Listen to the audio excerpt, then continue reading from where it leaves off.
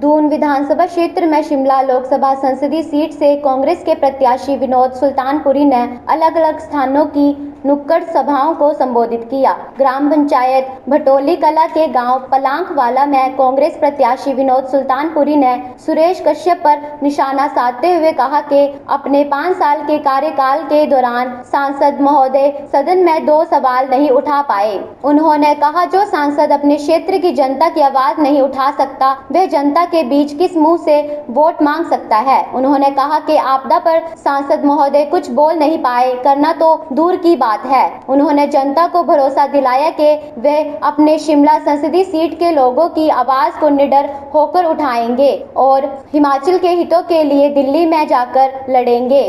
इससे पहले पलांखवाला पहुंचने पर पूर्व प्रधान अक्षरपाल कौशल की अगुवाई में सैकड़ों लोगों ने विनोद सुल्तानपुरी व दून विधायक राम कुमार चौधरी का स्वागत किया। सुल्तानपुरी ने कहा कि उनके पिता ने 5 बार सांसद रहते हुए हिमाचल के हित में अनेकों काम किए। उन्होंने सांसद रहते हुए 1800 सवाल सांसद में उठाए। उन्होंने कहा कि उन्हें जनता के लिए काम करने और जनता की आवाज उठाने की प्रेरणा उनके पिता से मिली है। 5 वर्षों में जो हमारे सांसद जी, जिन्हें आपने यहाँ से लगभग 26,000 वोटों से चुनाव जिताया था दून क्षेत्र से, और हमारे ज़िला से 90,000 वोटों से उन्होंने जीत पाई थी।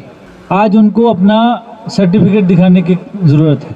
मैं समझता हूँ छोटी बातों में हमें नहीं फंसना है। आज निर्णय ये करना है कि जब आप इलेक्शन लड़ते हैं और इलेक्शन लड़ने के बाद आप कुछ पद पहुंचते हैं या आपके पास आज सांसद के रूप में आप मेंबर ऑफ पार्लियामेंट बनते हैं, जब हमारे प्रदेश के ऊपर इतनी बड़ी आपदा थी, उसके बारे में आपने क्या कोई जिक्र किया?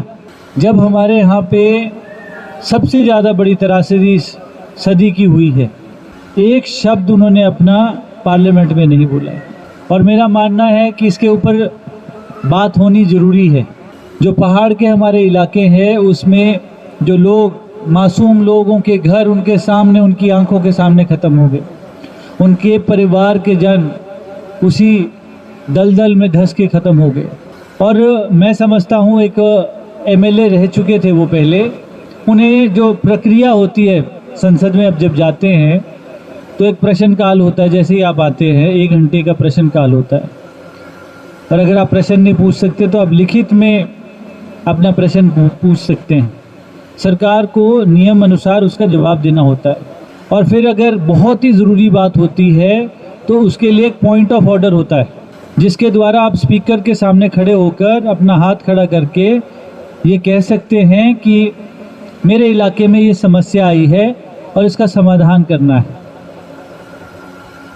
पर मुझे आपको दुख से सूचित करना पड़ रहा है कि 5 साल के अंदर मात्र 2 बार उन्होंने प्रश्न उठाए, और जब वो एक बार दूसरी बार जब उठे तो उनको स्पीकर ने बोला बैठ जाओ बैठ जाओ बैठ जाओ, वो बैठ गए।